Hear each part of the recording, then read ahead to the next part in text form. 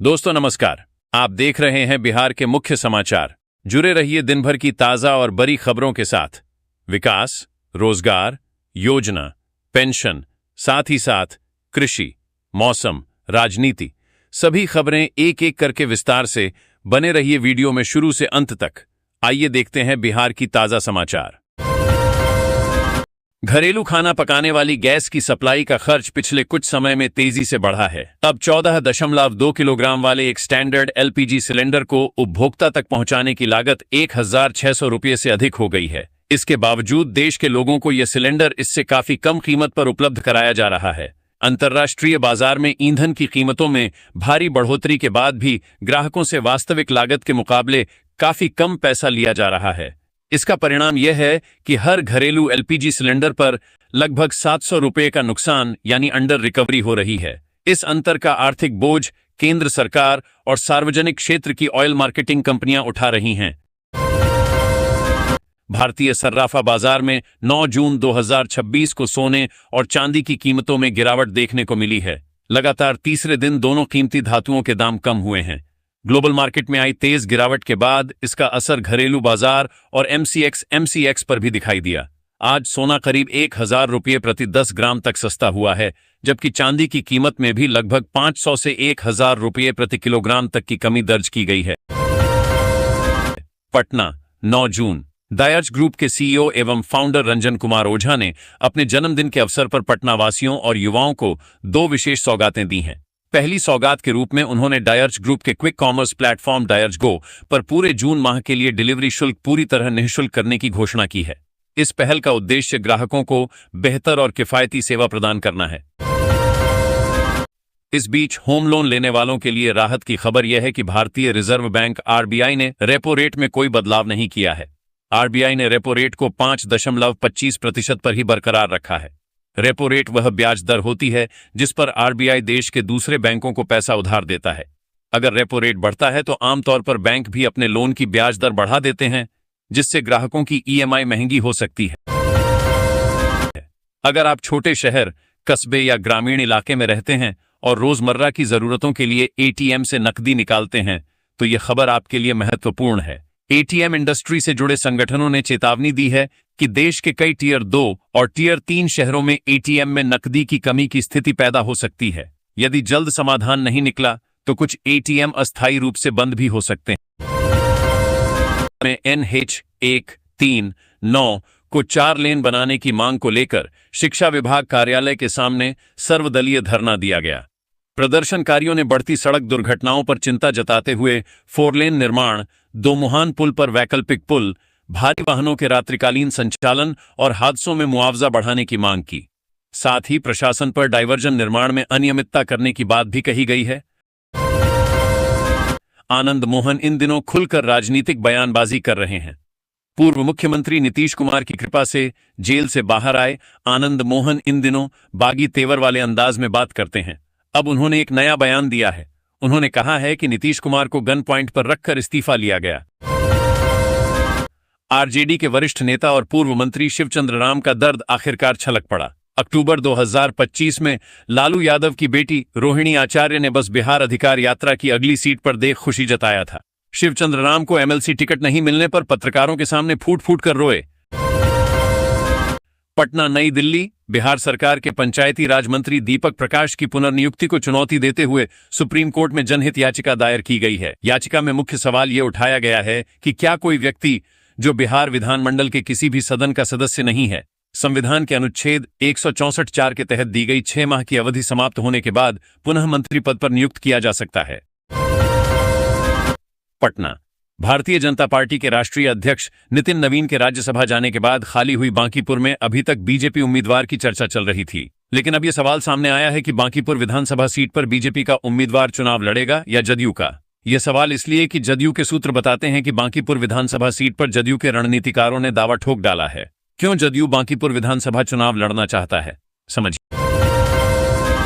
Patna, Bhojpuri cinema के power star Pawan Singh को Bihar Vidhan Parishad MLC चुनाव के लिए भारतीय जनता पार्टी भाजपा की ओर से उम्मीदवार बनाए जाने के बाद उनके परिवार में खुशी का माहौल है। इस कड़ी में उनके बड़े भाई गुड्डू सिंह का बयान सामने आया है। उन्होंने कहा कि ये हमारे लिए खुशी का बात है। जिस तरह पवन सिंह ने भोजपुरी इंडस्ट्री में अपनी अलग पहचान बनाई है, उसी तरह राजनीति में भी वह परिवार का नाम रोशन करेंगे। पटना। बिहार की सम्राट सरकार ने बुजुर्ग पेंशनधारियों के लिए खजाना खोल दिया। कैबिनेट की बैठक में राज्य के चौमुखी विकास, प्रशासनिक सुधार और जन कल्याण से जुड़े कुल 25 अहम प्रस्तावों पर अंतिम मुहर लगाई गई। नीतीश सरकार ने इस बैठक के जरिए ग्रामीण आजीविका, शहरी जल आपूर्ति, सिंचाई नेटवर्क, आईटी इंफ्रास्ट्रक्चर और किसानों के कल्याण से संबंधित वित्तीय एवं प्रशासनिक स्वीकृतियां दी हैं।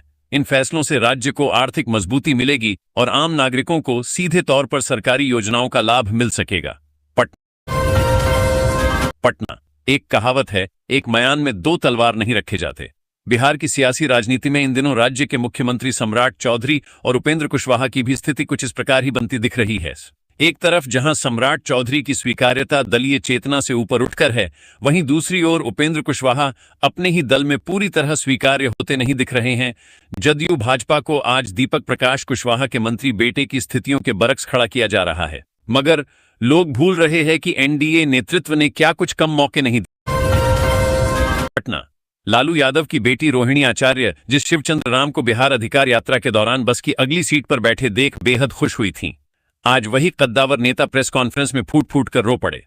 बिहार विधान परिषद एमएलसी चुनाव में आखिरी वक्त पर टिकट कटने और उपेक्षा का शिकार होने के बाद आरजेडी के इस वरिष्ठ दलित चेहरे ने पार्टी के सभी पदों से इस्तीफा दे दिया, जिससे आरजेडी खेमे में हड़कंप मच गया है। बिहार सरकार ने प्रधानमंत्री आवास शहरी योजना 2.0 के तहत शहरी गरीबों के लिए 262.37 करोड़ रुपए की दूसरी किस्त को मंजूरी दी है। इससे 200 परियोजनाओं के लाभार्थियों को पक्के घर बनाने में मदद मिलेगी और सबके लिए आवास का लक्ष्य पूरा होगा। राज्य सरकार ने औद्योगिक निवेश के प्रस्तावों को प्रशासनिक जटिलताओं से दूर करने और त्वरित क्लियरेंस के लिए राज्य निवेश प्रोत्साहन परिषद एसआईपीबी सचिवालय को एकल नोडल एजेंसी तय किया है। राज्य मंत्रिमंडल ने सोमवार को इसकी स्वीकृति दी है। लालू प्रसाद यादव और राबड़ी देवी ने जी सुरक्षा हटने के बाद मिली नई सुरक्षा व्यवस्था को अस्वीकार कर दिया है। इससे 42 सरकारी सुरक्षाकर्मी उनके आवास के बाहर सड़क पर ड्यूटी करने को मजबूर हैं, जबकि राजद कार्यकर्ता घर की रखवाली कर रहे हैं। राज्यपाल सचिवालय ने बिहार के 211 नए डिग्री महाविद्यालयों में अतिथि शिक्षकों की नियुक्ति पर रोक लगा दी है। यह निर्णय उच्च शिक्षा विभाग के साथ बैठक के बाद लिया गया है, जब तक कि योग्य अंशकालिक शिक्षकों की नियुक्ति के लिए नई प्रक्रिया तय नहीं हो जाती। बिहार में प्रधानमंत्री उज्ज्वला योजना के तहत सब्सिडी वाले गैस सिलेंडरों की संख्या 9 से घटाकर अब सालाना 4 कर दी गई है।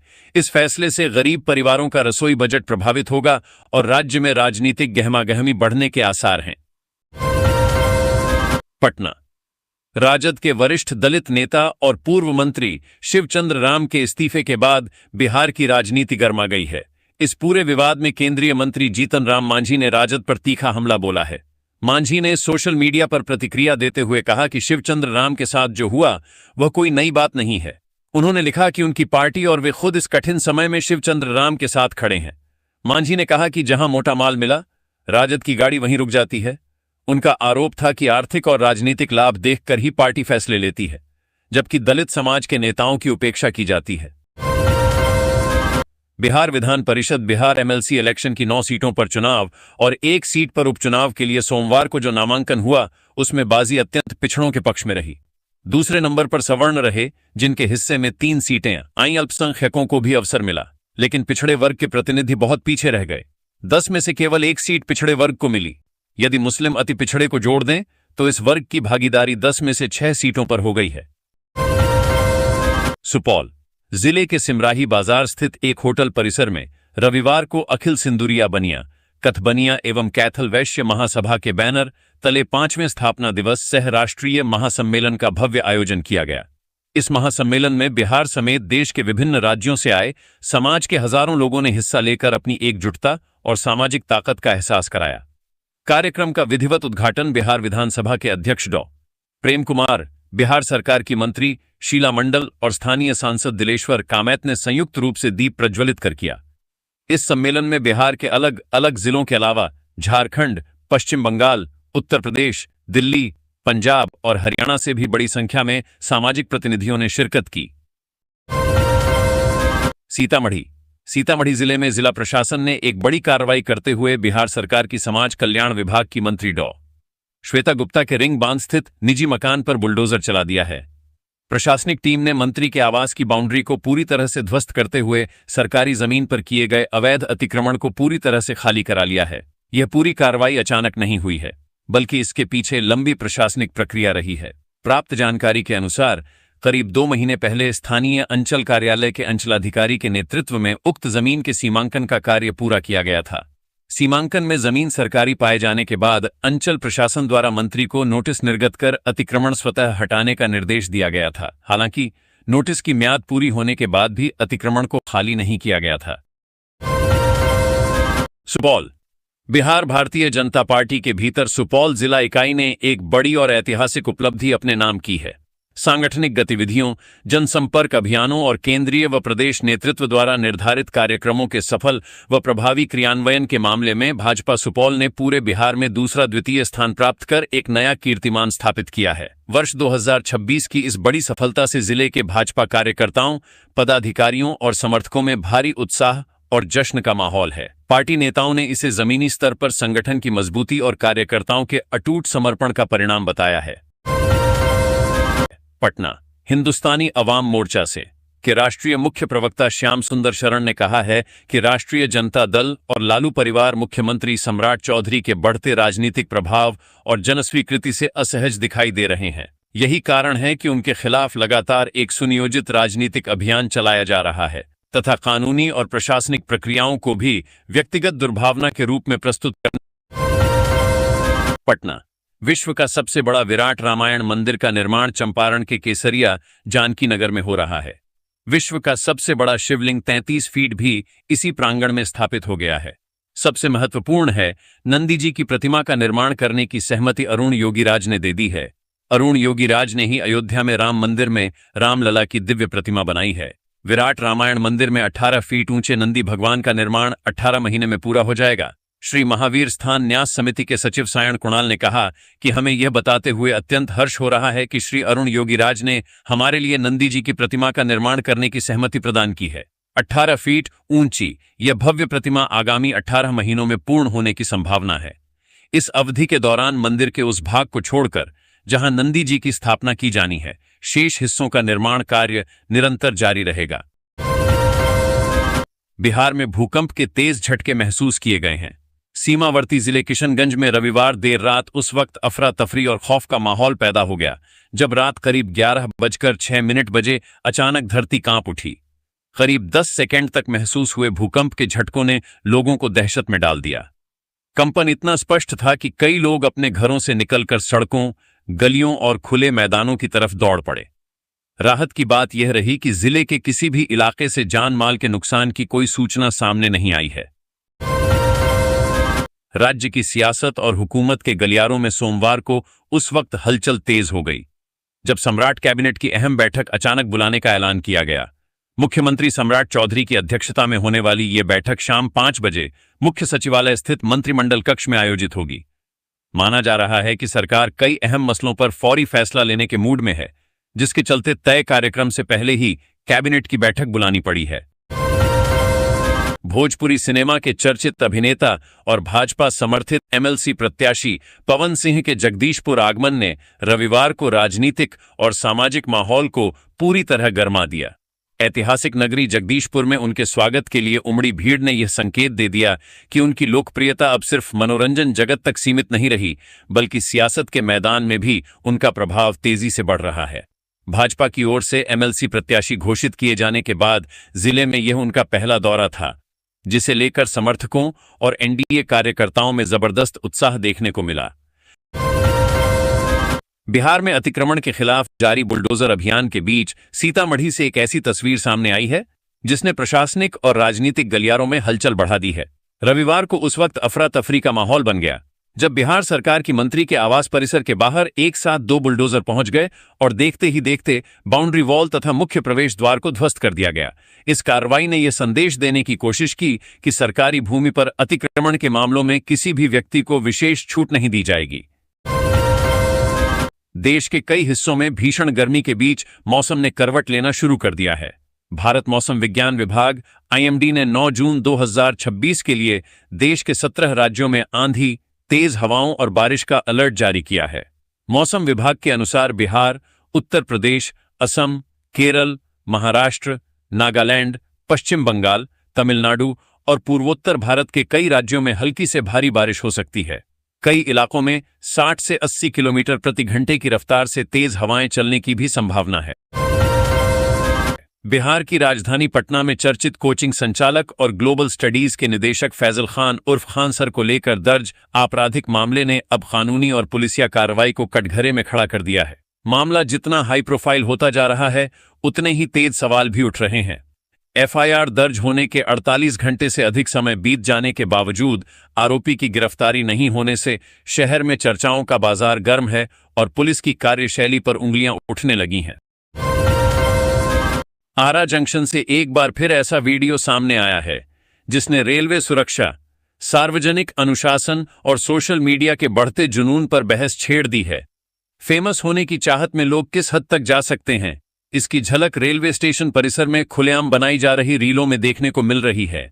वायरल वीडियो में एक युवक और युवती रेलवे प्लेटफॉर्म पर बेखौफ अंदाज में रील शूट करते नजर आ रहे हैं, जबकि आसपास यात्रियों की आवाजाही भी जारी है।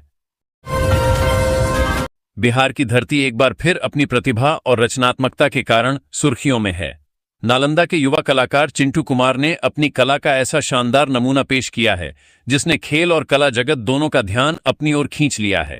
उन्होंने पूरी तरह स्टील से ICC T20 world cup trophy की आकर्षक प्रतिकृति तैयार की है, जिसे वह भारतीय क्रिकेट टीम के स्टार बल्लेबाज ईशान किशन को भेंट करने की तैयारी कर रहे हैं।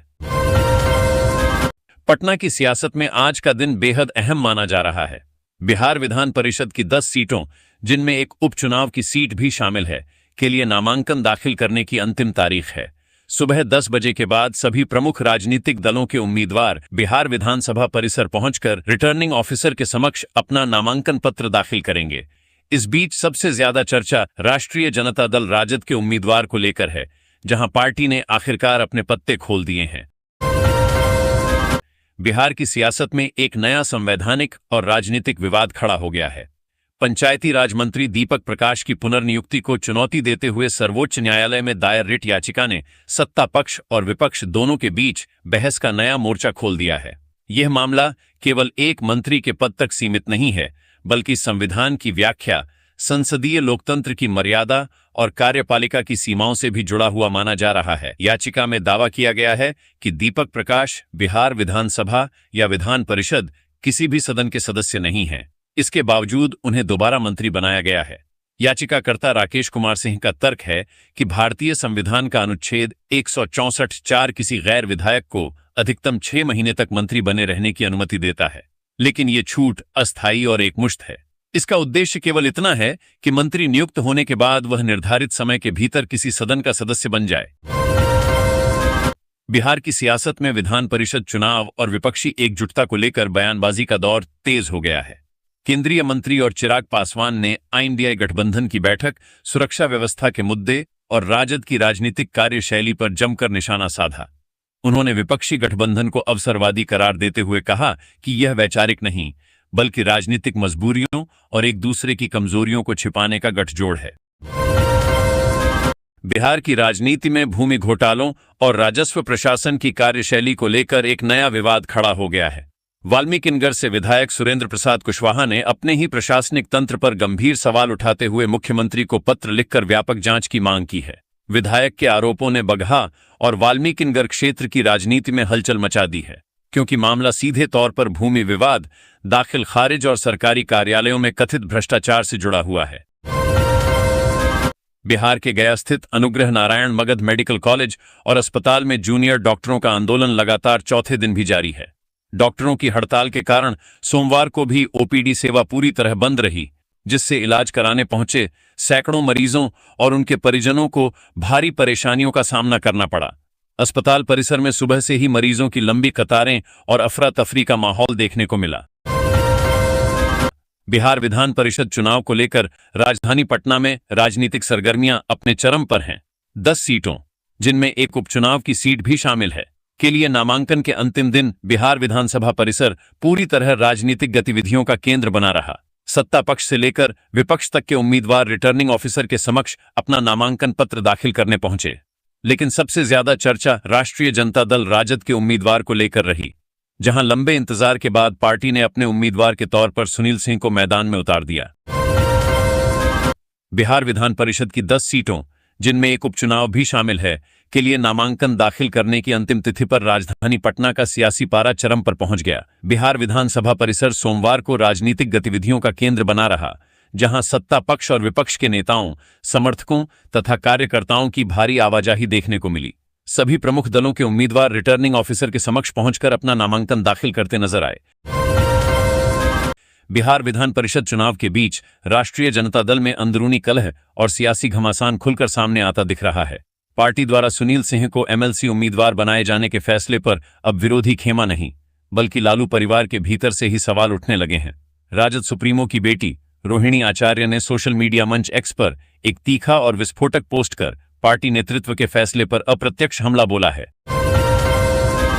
बिहार की चर्चित कानूनी लड़ाइयों में शामिल मोकामा के बाहुबली विधायक अनंत सिंह और भोजपुरी गायक गुंजन सिंह को फिलहाल अदालत से राहत मिली है। कोर्ट ने दोनों आरोपितों समेत अन्य नामजद व्यक्तियों की गिरफ्तारी पर लगी रोक को अगली सुनवाई तक जारी रखने का आदेश दिया है। अब इस बहुचर्चित मामले की अगली सुनवाई 15 जून को होगी, जिस पर सभी की निगाहें टिकी हुई हैं। बिहार की राजनीति में सोमवार का दिन पूरी तरह विधान परिषद चुनाव के नाम रहा। 10 सीटों, 9 सामान्य और एक उपचुनाव के लिए नामांकन के आखिरी दिन सत्ता पक्ष और विपक्ष ने अपनी पूरी राजनीतिक ताकत का प्रदर्शन किया। विधानसभा सचिव कक्ष में उम्मीदवारों ने अपना नामांकन पत्र दाखिल किया, जबकि विधानसभा परिसर दिन भर सियासी हलचल और शक्ति प्रदर्शन का केंद्र बना रहा। बिहार के पथ निर्माण विभाग के मंत्री ई कुमार शैलेंद्र ने कहा है कि विक्रमशिला सेतु की सुरक्षा और मजबूती को लेकर विभाग पूरी तरह सतर्क और गंभीर है। उन्होंने घोषणा की है कि अगले 24 घंटे के भीतर सेतु का विशेष निरीक्षण किया जाएगा। इस गहन जांच अभियान के लिए करीब 1 घंटे के लिए सेतु पर यातायात को प्रभावित किया जाएगा।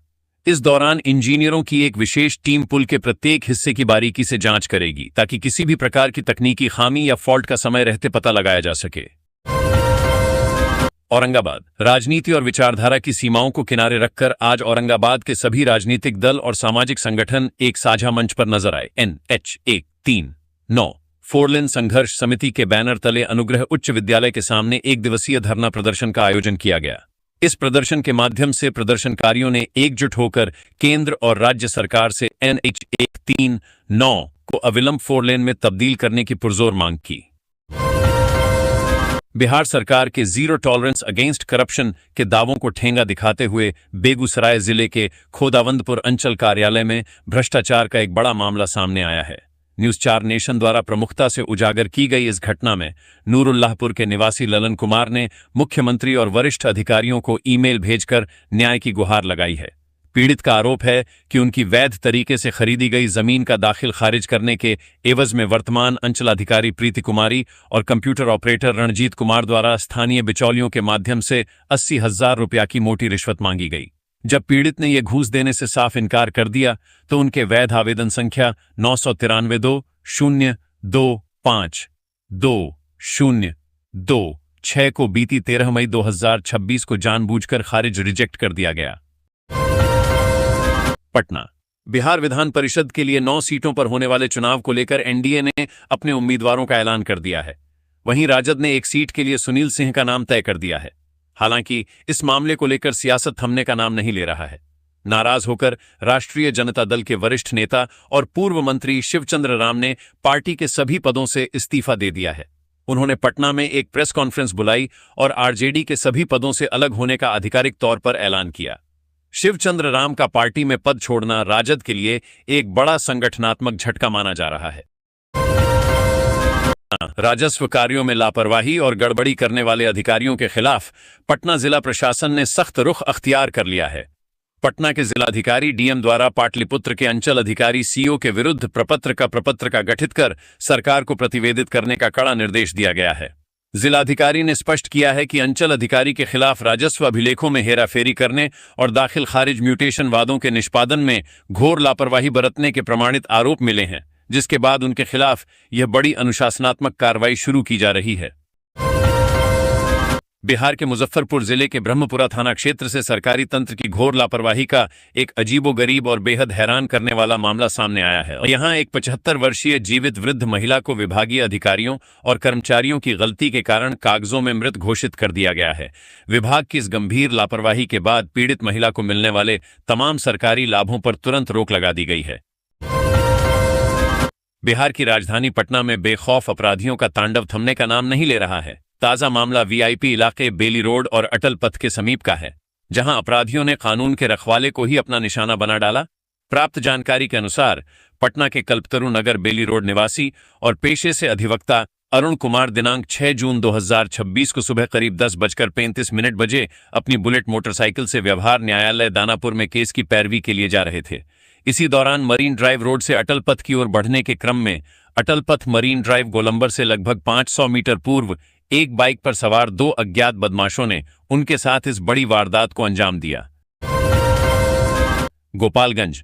बिहार के गोपालगंज जिले से हिंदू मुस्लिम एकता और सामाजिक सौहार्द की एक ऐसी खूबसूरत और अनूठी तस्वीर सामने आई है जिसने पूरे देश का ध्यान अपनी ओर खींच लिया है।